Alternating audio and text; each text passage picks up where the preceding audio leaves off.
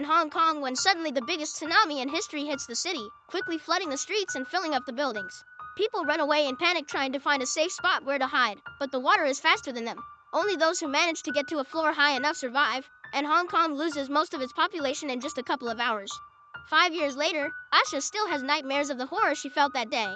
However, every morning she bottles up her fear and pushes through to keep on surviving. She's living in a high building that is in ruins, and she takes advantage of the trash to keep her things hidden from potential enemies. She's been salvaging anything useful for the water for years and has created hiding spots all over the apartment, like making a hole under the couch cushions. Every morning, she goes to the roof and gets some clean water from her secret stash, which is also carefully hidden. After drinking some tea, she listens to the radio, but she ignores the recorded message informing about a government shelter with supplies and chooses music instead. She's careful to use headphones to avoid making extra noise. Next, she uses a towel to gather the morning dew, which she adds to her stash of water bottles. She also measures all the bottles to keep track of how much clean water she has left, and she can't help worrying because it hasn't rained in a while. Once her chores are done, she eats instant noodles while remembering the beautiful restaurants with delicious food she used to visit with her friends. Afterward, Asha uses binoculars to watch over the area. Only the top of the buildings can be seen sticking out of the water, and occasionally those buildings would start crumbling down. She also makes sure that the few surviving neighbors are still in their apartments. Suddenly, she sees a box floating in the water and rushes to a different window, where she's installed a makeshift harpoon-like mechanism that she uses to scavenge. With one quick shot, she manages to catch the box, but when she tries to pull it in, something in the water drags the box down and makes her hit the edge of the window, hurting her arm. Asha ignores the pain and keeps on pulling against the mysterious strength, falling back from the whiplash when the creature finally lets go of it. Then Asha brings the box inside, and the animal has its revenge by sending a wave against her. The box mostly has trash in it, but she also finds a bottle of alcohol. On her way back to the roof, Asha stares at the door at the end of the corridor before moving again, clearly upset.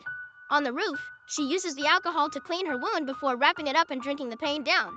In the evening, she hears screaming and looks outside to discover 2 boats of violent scavengers have come by and are attacking the neighbors. There's also a man on the other roof looking at her building, so Asha hides for a few seconds before looking again. It seems the boats are coming to her place, so she rushes downstairs, hides all her daily things, covers her mattress, and even throws some dirt on the hallway to make it look live-in.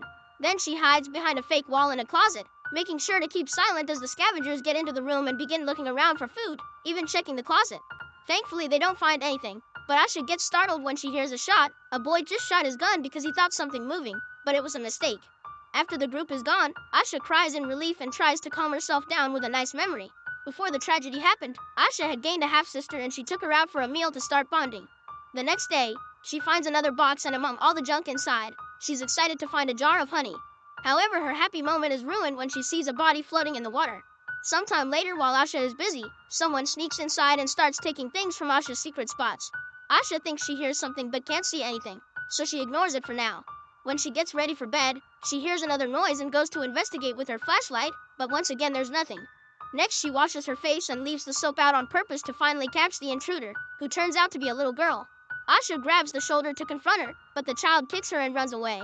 She takes a few more things, including Asha's makeshift lamp, and goes down the corridor, but before she can open the mysterious door, she hears Asha coming and leaves again. That night, Asha dreams of the time she went shopping for clothes for her sister's birthday, and how she told her best friend that she was eager to leave her parents' house. When she wakes up, she notices part of her food stash is missing, so Asha begins following the empty wrappers on the floor and finds the girl sleeping with a lantern. She doesn't have the heart to wake her up, so she goes to do some cooking instead. When the girl finally awakens, she goes around looking for more hidden compartments. Inside a fake outlet, she finds an envelope with pictures of Asha and her sister, only to be caught red-handed. The child runs away and Asha hurries to put the pictures back in their place, not noticing she accidentally dropped one. Afterward, she makes a second portion of noodles and brings it to the child while remembering the night of her sister's birthday dinner. Their parents gifted her the family's necklace, which made Asha angry because as the first child, she was supposed to get it. An argument ensued and Asha ended up leaving. Back to the present, it's shown that Asha is wearing that necklace now. The girl ignores the food offer, so Asha leaves it next to her and leaves. The child eats it all and moments later, she notices Asha left a mattress for her too. She doesn't use it, but the next morning, she gives Asha back all the things she stole. For lunch, Asha makes 2 portions of noodles again and leaves one for the girl to then go eat on the roof. However, the child soon joins her and copies everything she does, causing them to laugh and bond. It makes Asha remember the happiness of her old life again. In the evening, the girl finally accepts to take the other mattress and sleeps next to Asha. Soon she starts crying and tries to hide it, but Asha tells her it's okay to cry and be scared. The girl misses her family but thinks she'll see her mom soon because she's building a boat to find it. She also mentions her name is Hey Hey. After another night full of nightmares, Asha takes Hey Hey with her to the roof to go through the routine. Hey Hey is playing around with the door and removes the tape Asha put on the lock, so when the door accidentally closes, they can't open it from the outside. Asha is upset, but Hey Hey immediately shows her she can pick locks and opens it again. Later, while Asha is getting a new meal ready, she realizes her necklace is missing. At that moment, she hears some noises and looks out the window to discover the scavengers are back, so she asks Hey Hey to stay silent while they wait until they're gone. Later, while Asha helps Hey Hey get clean, the girl asks her to leave together, but Asha refuses. She says this is her home and that there's nothing out there anyway. Then Asha asks Hey Hey if she took her necklace, but Hey Hey says she didn't and runs to another apartment, offended by the accusation. In the evening, Asha has dinner alone and notices there's water missing, so she goes to investigate and discovers Hey Hey took it to wash. This triggers another memory of her hearing news of a typhoon coming to neighboring countries, and how she fought with her mother, who wanted her to get married and be a good wife. That night the nightmares get worse and Asha keeps seeing all the bodies in the water. When she wakes up, for a second she mistakes Hey Hey for her sister. Afterward, Asha teaches Hey Hey how to deal with the electricity in the building, but Hey Hey interrupts to ask about the door at the end of the corridor. Asha asks her to ignore it because that room stinks and if they open it, the smell will spread everywhere. Another memory shows Asha watching the news, which was reporting the complete destruction of Singapore by the floods. Her mother turned off the TV and told her about the next family meeting, but Asha couldn't go. Another argument ensued and Asha told her family they made her feel like a prisoner before leaving the apartment. Back to the present, Hey Hey is using the radio and hears the message about the shelter, so she rushes to Asha to ask to go there. Asha refuses, explaining it's dangerous to go out. An argument ensues, so Hey Hey calls Asha angry and bitter and leaves the room. Following her into the other room, Asha discovers Hey Hey is building a raft with trash. She's also got a flare gun. Asha immediately takes it from her and makes a confession. Some time ago, she tried to leave, and the situation out there was so horrible that she had to come back. After they reconcile, Asha remembers how her sister followed her out of the apartment after the fight with her parents, asking her not to go. Asha explained it was time for her to move out, but she promised they would still hang out. The next morning it's finally raining, so Asha and Hey Hey rush to the roof to gather lots of water and put it away properly. While they're working, Hey Hey notices that Asha's necklace had simply fallen. Then Asha discovers the photo that got left behind and she's overwhelmed with memories, so Hey Hey comforts her and reminds her they have each other. When Asha goes to bed, she's surprised to find something under her pillow. It's her necklace, which fell because the clasp is broken. Feeling bad about how she treated Hey Hey, the next morning Asha begins working non-stop until she manages to build a raft. Hey Hey gets super excited, and Asha remembers the night of the argument again. Her sister was trying to tell her she left the necklace in Asha's jacket when suddenly people in the street started to run in panic because there was a huge tsunami behind them that hit the streets in seconds. Back in the present, Asha decides to give Hey Hey her necklace. Sometime later, the duo gathers supplies to get the raft ready to leave. Hey Hey is listening to the radio and the headphones accidentally disconnect, causing the music to loudly echo in the room. Asha rushes to turn it off, but soon they hear the voices of the scavengers outside.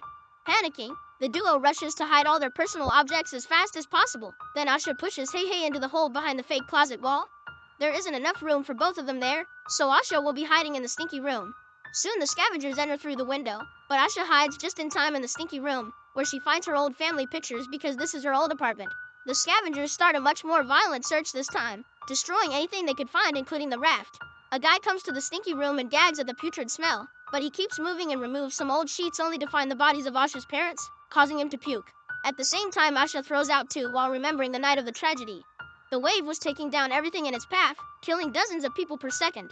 Everyone started to push each other for a chance to survive, so Asha dragged her sister into a building to take the stairs, but soon the crowd was following them. Back in the present, the scavengers are taking all the food and staring at Asha's pictures. The boy finds the closet and notices something weird, so the other scavengers help him move the fake wall and they capture Hey Hey. Asha hears all this from her hiding spot in the stinky room and once again has a flashback. When they were going up the stairs, the sister tripped and fell behind, so she was trampled by the crowd. Asha was panicking and kept on running, not noticing her sister was missing until she made it to the roof. Suddenly Asha hears the scared Hey Hey tell the group where she is and the scavengers quickly find her, knocking her out. When she wakes up, Asha is tied up and the foreign scavenger tries to take advantage of her, but at that moment the leader calls him over. Moments later, Hey Hey and all the supplies are taken to the scavenger's boat. Asha is soon dragged out too and looking at Hey Hey reminds her of her sister, making her realize she can't make the same mistake again. She pulls at the rope, but the guy pulls back and makes her fall into the water. Luckily there's a broken CD nearby, so Asha uses it to attack the man, which causes him to angrily try to drown her. After some struggle, Asha finally reaches the flare gun in her pocket and shoots the guy, killing him. The other scavengers hear all the noise and come back into the building, but they don't see Asha. As the group splits to search, a big guy hears Asha cry and comes after her, but this is part of her trap. She makes him fall with some rope, then uses a guitar to beat him to death. Next, she takes his knife and runs into another room to turn on the radio. Soon a scavenger follows the noise and Asha jumps on him from behind, stabbing him with the knife. It's not enough and the guy starts fighting Asha, throwing her on a mattress to try to choke her. Thankfully, she manages to reach the knife and starts stabbing him repeatedly until he's dead. Then the female scavenger also hears a noise and finds a can with fire inside. Asha surprises her by throwing oil on her and pushing her into another room, where she sets her on fire before blocking the door to let her burn slowly. The leader hears her screaming and moves in that direction, but when he takes the stairs, Asha jumps on him to stab him. Another fight ensues during which the leader hits Asha a couple of times before trying to choke her. Asha continues to struggle and reaches up to grab a light tube, causing darkness to take over as she beats the guy to death with it. When she turns on her flashlight, the boy shows up and opens fire, so Asha immediately runs to the roof. The boy goes after her and as soon as he steps outside, Asha closes the door after having removed the tape, trapping the scavenger on the roof. The boy starts begging for help with an innocent voice and Asha considers taking pity on him, but soon he starts shooting at the door so Asha leaves. There's only one scavenger left on the boat, watching over Hey Hey. Asha goes to the window and uses her harpoon-like device, but she misses the shot and it falls in the water. When the guy moves to check on the noise, Hey Hey uses the chance to push him off the boat,